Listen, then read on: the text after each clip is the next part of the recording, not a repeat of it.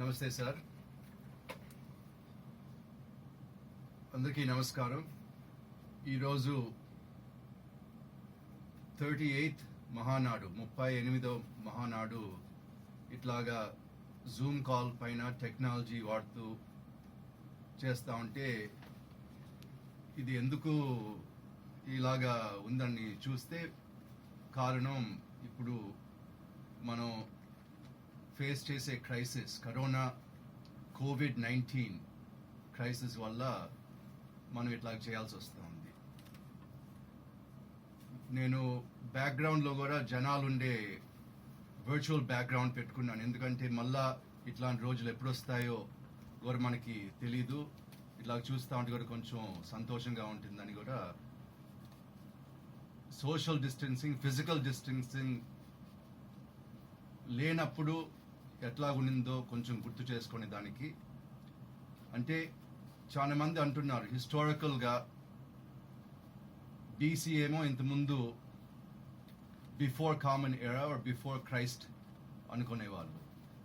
ఇప్పుడు ఈ virus is such an impact, global impact, ప్రపంచం మొత్తం ప్రతి దేశంలో without leaving a single person out impact వచ్చిందంటే లైఫ్ కూడా చాలా మారిపోతూ ఉంది.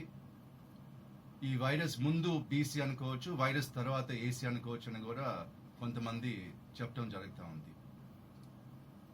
World War I, World War II తర్వాత ఇంత పెద్ద ఎత్తున గ్లోబల్ క్రైసిస్ అనేది ఇదే పెద్దది అనుకోవచ్చు. 1918లో స్పానిష్ ఫ్లూ అనేది ఒకటి వచ్చింది. అది కూడా చాలా ప్రపంచం మొత్తం వెళ్ళి చాలా విపరీతంగా పెరిగి millions of people had died in multiple waves. 1918 Spanish flu చూస్తే ఇప్పుడు ఆల్మోస్ట్ 100 years తర్వాత మనం ఇట్లాంటి వైరస్ చూస్తున్నాము. కానీ అప్పటికి ఇప్పటికి కంపేర్ చేస్తే ఎంతవరకు మనం నేర్చుకున్నాము, మన రెస్పాన్స్ ఎట్టుంది, ఇంపాక్ట్ అనేది మనం మినిమైజ్ చేయగలమా చేయలేమా అని వచ్చే రోజుల్లో మనకు తెలుస్తుంది. ఇప్పుడు ప్రస్తుతానికి చూస్తే ప్రపంచంలో 52 లక్షల మందికి ఈ వైరస్ వచ్చింది. దాంట్లో ప్రపంచంలో 3.5 లక్షల మంది ఇప్పటికీ ఈ కరోనా వైరస్ వల్ల చనిపోయినారు. ఇండియా నంబర్స్ చూస్తే మన దేశంలో 1.5 లక్ష మందికి ఇప్పటి వరకు వైరస్ వచ్చింది, 4,000 మంది చనిపోయినారు అని అఫీషియల్ నంబర్స్ కనిపిస్తున్నాయి. కానీ దీంట్లో ఈ నంబర్స్ కూడా ఎంతవరకు నమ్మచ్చు, ఎంతవరకు అండర్ రిపోర్టెడ్గా ఉన్నాయో, ఎంతమందిని టెస్ట్ చేశారో దానివల్ల కూడా నంబర్స్ కొంచెం తగ్గచ్చు అని కూడా మనం అనుకుంటున్నాము. మన నేషనల్ ప్రెసిడెంట్ నారా చంద్రబాబు నాయుడు గారు ఈ క్రైసిస్ కనిపించినప్పటి నుంచి ఒక global forum for sustainable transformation అని ఒక గ్రూప్ పెట్టుకొని all of the doctors and other scientists and experts ఈ ఫీల్డ్లో ఉండే వాళ్ళందరూ, ప్రపంచంలో ఉండే వాళ్ళందరూ ఎక్కువగా తెలుగు వాళ్ళు అందరూ ఈ ఫోరంలో ఉండి ఇది అనలైజ్ చేసి ఏం చేయాలో ఎట చేయాలో గైడెన్స్ ఇచ్చి ఇన్ఫర్మేషన్ ఇచ్చి ఇదంతా మనం స్టడీ చేసిన తర్వాత సెంట్రల్ గవర్నమెంట్, ప్రధానమంత్రికి, సెంట్రల్ గవర్నమెంట్కి కూడా సజెషన్స్ మన నారా చంద్రబాబు నాయుడు గారి ద్వారా ఇస్తున్నాము. చంద్రబాబు నాయుడు గారు as a crisis manager he is world famous. Not only ఇండియాలోనే కాదు, ప్రపంచంలోనే క్రైసిస్ మేనేజ్మెంట్లో నంబర్ 1 అని అందరికీ తెలుసు. కాబట్టి ప్రధానమంత్రి గారు కూడా ఆయన సలహాలు తీసుకొని కొన్ని ఇంప్లిమెంట్ చేస్తున్నారు. కాబట్టి అది చాలా something proud to be associated with that.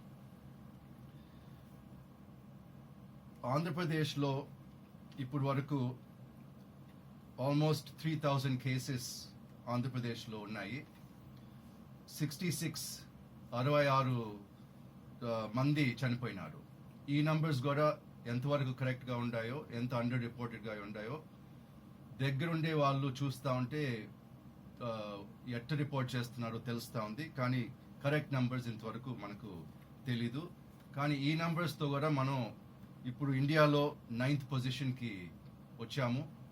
రోజు రోజు పెరుగుతున్నాయి, పొజిషన్ కూడా పెరుగుతున్నారు. ఇది ఒక మెట్రిక్లో పెరిగితే మంచిది కాదు, పెరగకపోతే బాగుంటుంది. కానీ ఈ ఒక మెట్రిక్లో ఆంధ్రప్రదేశ్ ఇప్పుడు 9th పొజిషన్ నుంచి పెరిగేదానికి కూడా అవకాశాలు కనిపిస్తున్నాయి.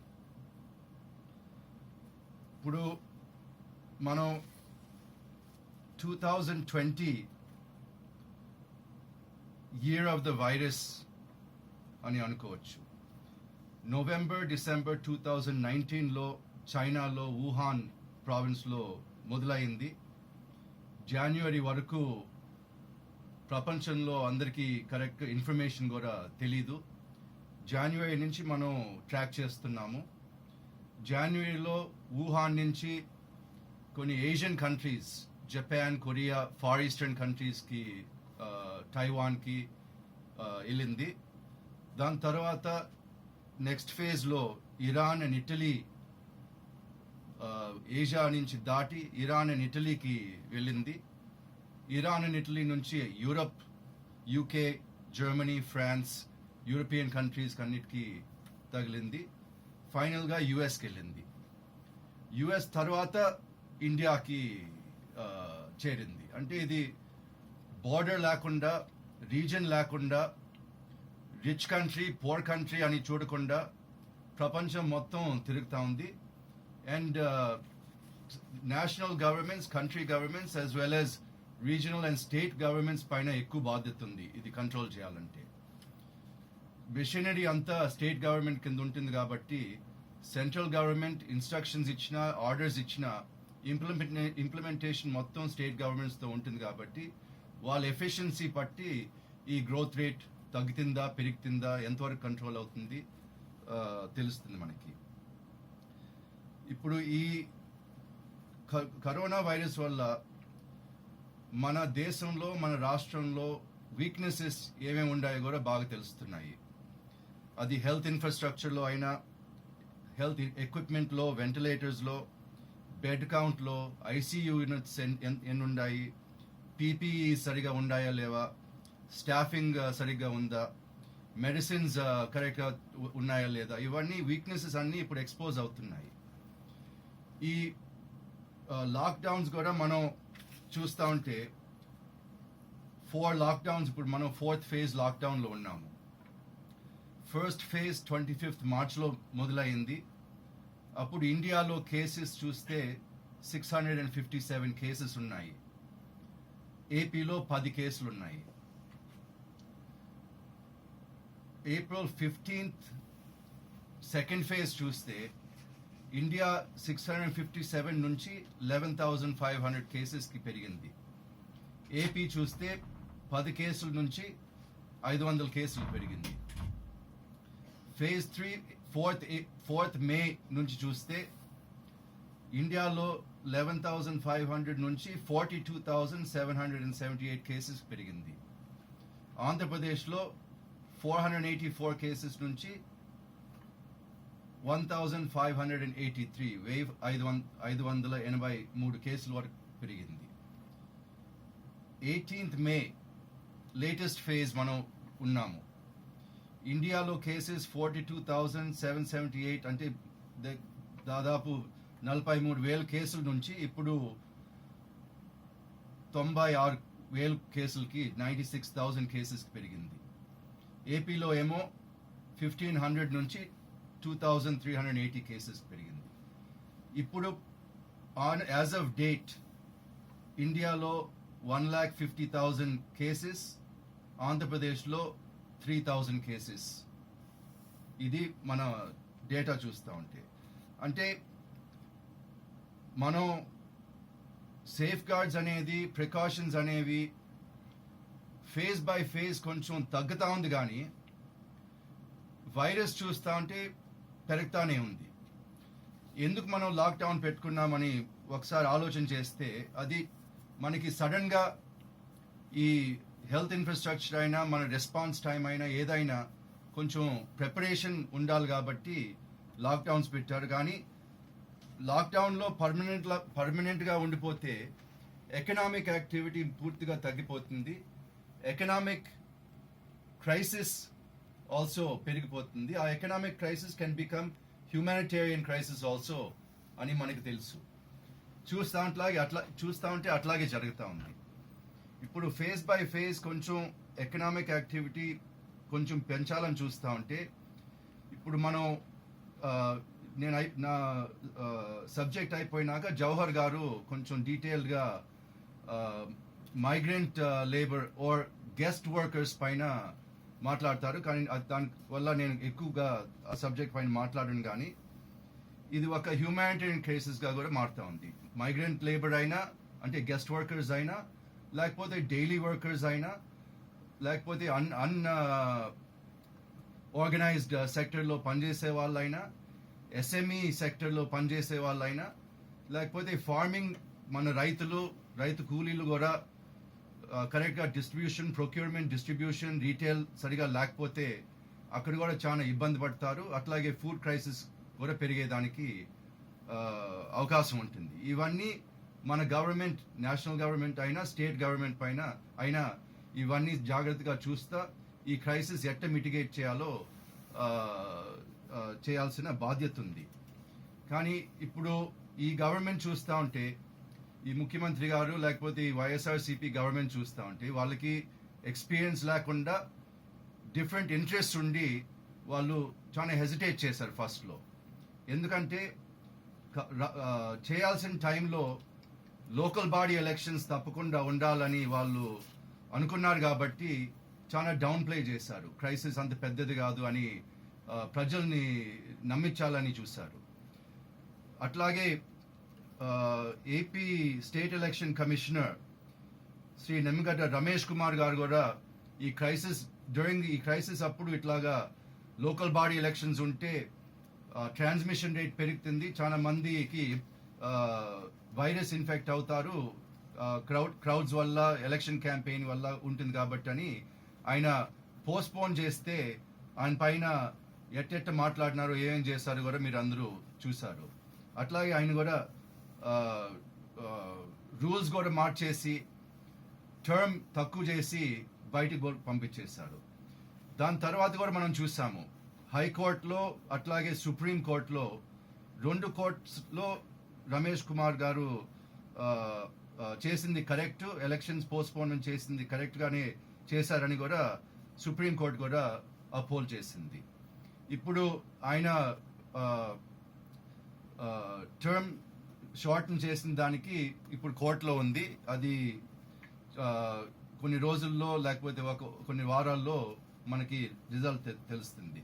కానీ ఇట్లాగే ఎన్నో సార్లు హైకోర్టు అయినా సుప్రీం కోర్టు అయినా మన రాష్ట్రంలో చేసేవి కరెక్ట్ కాదని చెప్పడం ఎన్నో ఉన్నాయి. దీంట్లో ఇది కూడా ఒకటి. అట్లాగే పీపీఈస్ N95 మాస్క్ చాలా షార్టేజ్ ఉంది. Health care workers, emergency care వర్కర్స్కి మాత్రం ఉండాలని మనం చేస్తూ ఉంటే వివిపిఐస్ కూడా చాలా మంది ఎట్లాగా మిస్యూజ్ చేస్తున్నారు కూడా మనం అందరూ చూస్తున్నాము. ఎంపీస్ అయినా ఎమ్మెల్యేస్ అయినా sitting MPs, sitting MLAs, ruling party వాళ్ళు లోకల్ బాడీ ఎలక్షన్స్ దృష్టి పెట్టుకొని ఎట్టా రిస్క్ పెంచుతున్నారో మనం అందరూ చూస్తున్నాము. అట్లాగే ఒక noted doctor, SC doctor Sudhakar Rao Narsapatnam area హాస్పిటల్లో గవర్నమెంట్ సరిగా పీపీఈస్ ఇవ్వటం అని చెప్పిన తర్వాత ఆయన్ని సస్పెండ్ చేసేదే కాదు, తర్వాత ఆయన ప్రొటెస్ట్ చేస్తూ ఉంటే బట్టలిప్పేసి రోడ్ పైన కొట్టి అరెస్ట్ చేసి ఆయన పిచ్చోడని అనిపించుకోవాలని చూసేది కూడా మనం అందరూ చూస్తూ ఉన్నాము. ఇప్పుడు దాంట్లో కూడా హైకోర్టు లో జరుగుతూ ఉంది. గవర్నమెంట్ని ఎక్స్ప్లెయిన్ చేయమంటున్నారు. దాంట్లో కూడా మన డాక్టర్ సుధాకర్ రావుకి జస్టిస్ రావాలని మనం అందరూ డిమాండ్ చేస్తున్నాము. అట్లాగే Nagari municipal commissioner K Venkatramareddy కొంచెం క్రిటిసైజ్ చేస్తే ఆయన కూడా సస్పెన్షన్ చేశారు. అట్లాగే ఎన్నో మంది ఎమ్మెల్యేస్ ఎంపీస్ ఒక PIL file by lawyer Kishore lockdown violation of lockdown protocols by YCP leaders పైన చేస్తే 5 మందికి నోటీస్ కూడా హైకోర్టు ఇచ్చింది. దీంట్లో Srikalahasti MLA Madhusudan Reddy for tractor rally, Nagari MLA Roja for tap opening, Sullurpet MLA Sanjeevaiah for tractor rally, Palamaner MLA Venkat Goud for culvert opening, Chilakaluripet MLA Rajini for several different reasons. ఇవన్నీ court is taking action and saving the people అని కూడా మనం అనుకోవచ్చు. In spite of the government not acting properly and taking many risks. అట్లాగే మన రాష్ట్రంలో private labs for conducting testing ఒకటి కూడా లేదు, ఒకటి కూడా సర్టిఫై చేయలేదు. టెస్టింగ్ గురించి చాలా మాట్లాడుతున్నారు. టెస్ట్ పర్ మిలియన్ మనం చాలా ముందున్నాము, చాలా చేస్తున్నామని గవర్నమెంట్ అందరూ మాట్లాడుతున్నారు. కానీ టెస్టింగ్ ఎట్లా చేస్తున్నారని చూస్తూ ఉంటే the only approved methodology RT-PCR test అనేది is the only approved methodology. దానిపైన ఆంధ్రప్రదేశ్ ప్రభుత్వం ట్రూనాట్ టెస్ట్ అని ఒకటి, అట్లాగే యాంటీబాడీ టెస్ట్ కూడా చాలా కండక్ట్ చేస్తున్నారు. అవన్నీ కలిపేసి ఇన్ని టెస్ట్ చేస్తున్నామని చూపిస్తున్నారు. కానీ కరెక్ట్గా RT-PCR టెస్ట్ ఎన్ని చేశారో కరెక్ట్గా నంబర్ తెలిస్తే మనకి అది ది యాక్యురేట్ నంబర్. మిగతా అన్ని కూడా కలిపేసి టెస్టింగ్ ఏదో చాలా బాగా చేస్తున్నారని మాట్లాడుకుంటున్నారు. అట్లాగే డేటా కూడా ఇంతకుముందు కూడా చాలా అండర్ రిపోర్టెడ్ అని చెప్పడం జరిగింది. 22 ఏప్రిల్లో 51 మంది విశాఖపట్నంలో ఐసోలేషన్ వార్డ్స్లో ఉన్నారని చెప్పడం జరిగింది. కానీ దానికి ముందు 13 రోజుల ముందుకు చూస్తూ ఉంటే కేసెస్ ఇన్ వైజాగ్ 28 కనిపిస్తున్నాయి.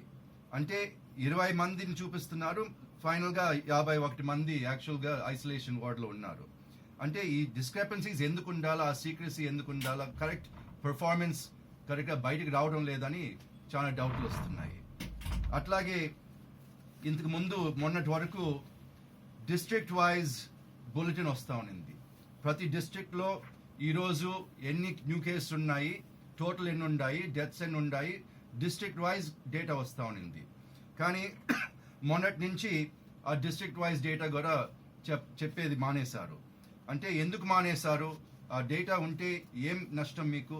ఆ డేటా ఉంటేనే ప్లానింగ్ సరిగా చేయగలము, ఈ వైరస్ని ట్యాకిల్ చేయగలము. డేటా లేకపోతే చాలా కష్టం అయిపోతుందని కూడా గవర్నమెంట్కి చెప్పాల్సిన పని ఉంది మనకి.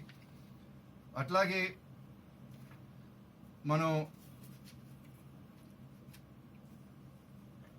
ఎకనామిక్ ఇంపాక్ట్ చూస్తూ ఉంటే రోజు రోజు ఎస్టిమేట్స్ కూడా మారుతున్నాయి. ఫస్ట్లో ఏమో మార్చ్లో మనం చూస్తూ ఉంటే 1 or 2% తగ్గచ్చు జీడిపి గ్రోత్ నేషనల్ లెవెల్ అని చెప్తా ఉన్నారు. లేటెస్ట్ రిపోర్ట్స్ దిస్ గోల్డ్మెన్ సాక్స్ అయినా చాలా మంది ఇప్పుడు GDP can become as low as -5%, అంటే +5% నుంచి -5%కి తగ్గచ్చు అని కూడా చెప్పడం జరుగుతూ ఉంది. అట్లాగే వచ్చే రోజుల్లో ఎవ్రీ మంత్ అది తగ్గుతూ ఉంది కానీ పెరగడం లేదు. కాబట్టి ఫైనల్గా ఎకనామిక్ ఇంపాక్ట్ ఎట్టుంటుందో మనం చూడాలి. కానీ ప్రస్తుతానికి -5% జీడిపి గ్రోత్, అంటే డీ గ్రోత్ మన ఎకానమీలో ఉండొచ్చు అని తెలుస్తూ ఉంది. ఇప్పుడు ఈ 12 to 18 months క్రైసిస్ పీరియడ్ అని చాలా మంది అనుకుంటున్నారు. అంటే 12 to 18 months to get past the crisis. కానీ మళ్ళా ఈ 12 to 18 months క్రైసిస్ దాటిన తర్వాత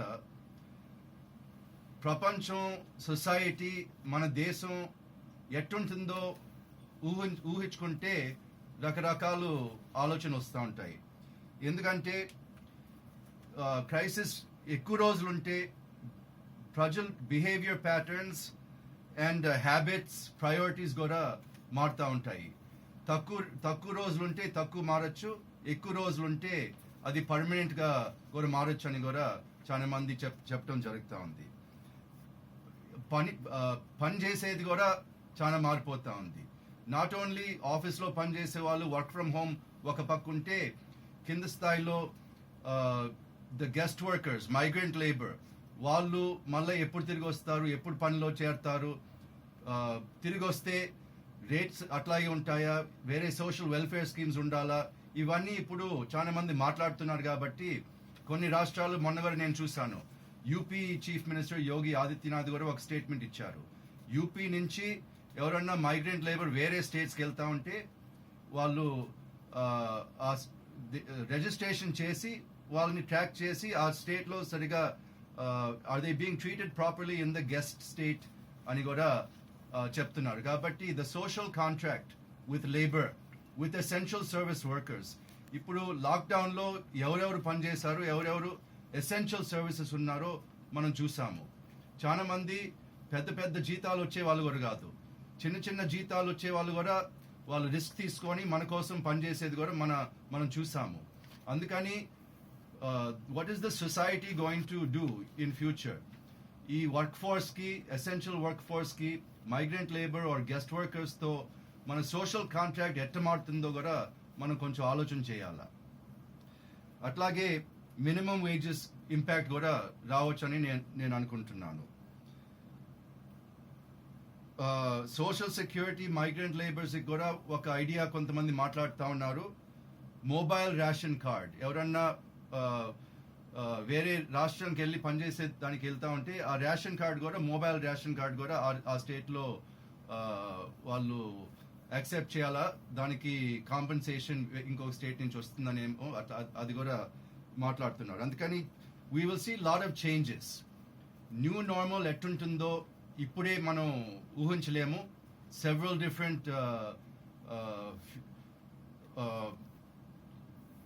డిఫరెంట్ ఆప్షన్స్ డిపెండింగ్ ఆన్ ఈ క్రైసిస్ 6 months లో ఆగుతుందా, 12 months లో ఆగుతుందా, 18 months లో ఆగుతుందా. ఒక పక్క చూస్తూ ఉంటే ఎకనామిక్ రికవరీ ఎన్ని రోజులు పడుతుంది, especially bottom of the pyramid, most vulnerable people, వాళ్ళు మళ్ళా వాళ్ళ లైవ్లీహుడ్స్ రిస్టోర్ చేయాలంటే ఏమేమి చేయాలో, ఇవన్నీ చాలా పెద్ద పెద్ద క్వశ్చన్స్ ఉన్నాయి. ఇవన్నీ చేసేటప్పుడు, ఇట్లాంటి క్రైసిస్ అప్పుడు మన అధినేత చంద్రబాబు నాయుడు గారు సీట్లో ఉండింటే ఇంకొక రకంగా ఉండేది. కానీ ఇప్పుడు ఈ గవర్నమెంట్తో, వాళ్ళ ఇన్ఎక్స్పీరియన్స్తో, ఇన్ఎఫెక్టివ్నెస్తో, ఇన్సిన్సియరిటీతో ప్రజల గురించి ఆలోచన చేయకుండా వాళ్ళ సొంత పవర్ కోసము, కన్సాలిడేషన్ కోసం మాత్రం పనిచేస్తూ ఉంటే వచ్చే రోజులు కష్టంగానే ఉంటాయని అనిపిస్తుంది నాకు. అందుకని ఇప్పుడు 2020 ఇయర్ ఆఫ్ ద వైరస్ అనుకుంటే, ఈ డెకేడ్ మనం చూస్తూ ఉంటే బ్లాక్ స్వాన్ డెకేడ్ అని చాలా మంది అంటున్నారు. బ్లాక్ స్వాన్ అంటే నల్ల హంస. మామూలుగా హంస ఎప్పుడు చూస్తే తెల్లగా ఉంటుంది, ఎప్పుడో ఒకసారి ఒకటి నల్లది కనిపిస్తుంది, అది అన్ఎక్స్పెక్టెడ్గా అవుతుంది, ఎప్పుడు కనిపిస్తుందో కూడా తెలియకుండా ఉంటుంది. ఇట్లాంటివి ఈ డెకేడ్లో ఇది ఒక కరోనా వైరస్ క్రైసిస్, ఒక బ్లాక్ స్వాన్ ఈవెంట్ అనుకుంటే, వచ్చే రోజుల్లో ఇంకా ఎన్ని ఉంటాయో కూడా మనం కొంచెం ఆలోచన చేయాలా. It's definitely A decade that is going to be full of disruption and change, and ఈ క్రైసిస్ అంతా దాటిన తర్వాత we'll definitely be in a new world. ఈ న్యూ వరల్డ్ ఆర్డర్లో కూడా ఇండియా పొజిషన్ పెరుగుతుంది, ఇంప్రూవ్ అవుతుందని కూడా చాలా మంది అనుకుంటున్నాను, నేను కూడా అనుకుంటున్నాను. కాబట్టి మనం ఇవన్నీ చూసి ప్లాన్ చేసుకుంటే బాగుంటుంది. ఈ గవర్నమెంట్ కూడా వాళ్ళ పవర్ గురించి, వాళ్ళ సొంత బెనిఫిట్స్ గురించి ఆలోచన చేయకుండా ఈ క్రైసిస్ గురించి, మన రాష్ట్రం గురించి, మన దేశం గురించి ఆలోచన చేసి డిసిజన్స్ తీసుకోవాలని డిమాండ్ చేస్తున్నాము. Thank you sir.